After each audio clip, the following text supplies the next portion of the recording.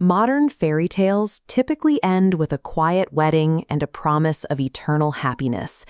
The ancient Norse took a decidedly different approach. In their stories, romance almost always ends with a blood-stained Norse sword and a blazing funeral pyre.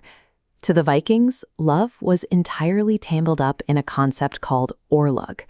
Orlog translates roughly to fate or destiny, the idea that the major events of your life are already woven by cosmic forces. Love, in this framework, is never a soft or gentle emotion. It is an unavoidable, world-shaping force of nature. You didn't fall in love to find peace. In the mythology of the Viking Age, romantic passion is deeply and dangerously entangled, with strict codes of warrior honor, generational blood feuds, and inescapable cosmic destiny. To truly understand the Viking soul, we have to examine their most legendary love stories. We have to look at the tales where passion inevitably ends in fire, ice, or the grave. For the Norse, love was a brutal test of character in the face of inevitable tragedy. Our first story begins with an angry winter giantess named Skadi. She arrives heavily armed at the gates of Asgard, the celestial fortress home of the Norse gods, demanding blood vengeance because the gods murdered her father. To avoid a massive war, the gods offer her a bizarre peace settlement. They agree to let her choose a divine husband from among their ranks. There is exactly one catch. She has to make her selection by looking exclusively at their feet. Skadi looks at the lineup of feet and picks the cleanest, fairest pair, assuming they belong to Balder, the most beautiful of all the gods. She makes a crucial mistake. The feet actually belong to Njord, the god of the sea, whose feet are simply washed clean by the ocean tide. The two go through with the marriage and attempt a compromise. They agree to spend 9 nights in her dark, howling, wolf-infested mountain home, and then 9 nights at his bright, sunny coastal palace. It goes terribly. Neither can stand the other's environment. They eventually separate. This specific myth reflects the pragmatic Norse reality of elemental incompatibility. The Vikings understood that sometimes fundamental natures simply cannot align, and they normalized separation and divorce when a match was entirely unworkable. Then we have Freyja, the Norse goddess of love. Her story revolves around a profound, sorrowful devotion. Her husband, a mysterious figure named Odar, vanishes into the 9 realms.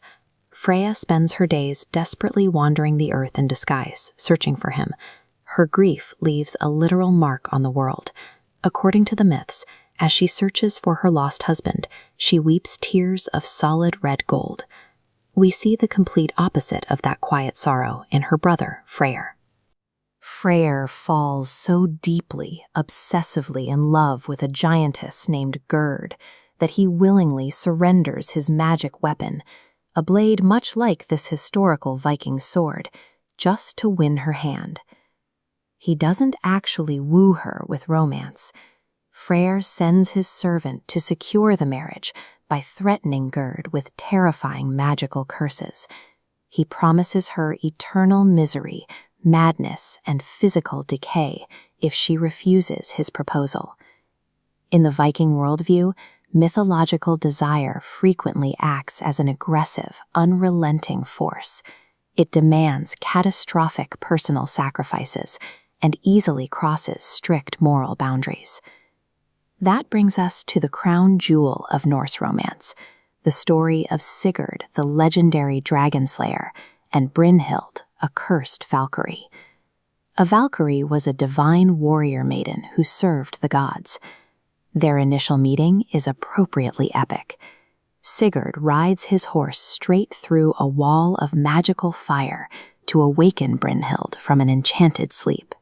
They immediately swear oaths of eternal love to one another. Then, the catastrophic betrayal happens. Sigurd travels to another kingdom, where a queen slips him an amnesia potion. He forgets his vows to Brynhild entirely. Worse, he uses shape-shifting magic to disguise himself, riding through the wall of fire a second time to trick Brynhild into marrying another man. Brynhild eventually discovers the deceit. Her rigid code of warrior honor demands blood for the insult. Even though she still loves him, she orchestrates Sigurd's assassination, having him stabbed to death in his own bed. Unable to live with the execution she just ordered, Brynhild takes her own life, throwing herself onto Sigurd's blazing funeral pyre so their bodies can burn together. This specific cycle of myths left a massive cultural footprint on Western art. It directly inspired later masterworks, including the epic multi-part ring cycle operas by composer Richard Wagner. The story of Sigurd and Brynhild perfectly encapsulates the Norse romantic ideal. It is a love completely poisoned by fate, where preserving your honor is strictly more important than preserving your life or your happiness. To understand why these stories are so brutal, we have to look at the overarching cosmological context. The Viking world is actively hurtling toward Ragnarok, the prophesied apocalyptic end of the universe, where the gods themselves die in flames. In a doomed universe, passion offers no sanctuary. It operates exactly like a weapon or a curse. It is just another catalyst for destruction. The true measure of a Norse hero or heroine wasn't whether they survived love. It was the dignity, the ferocity, and the honor with which they faced its agony. The Norse didn't tell love stories to feel warm and fuzzy. They told them to learn how to die beautifully. Brightening, conversational. If you want to explore more deep dives into ancient myths, magic, and mayhem, hit that subscribe button for gods, men, and monsters. Thanks for watching, and we'll see you in the next one.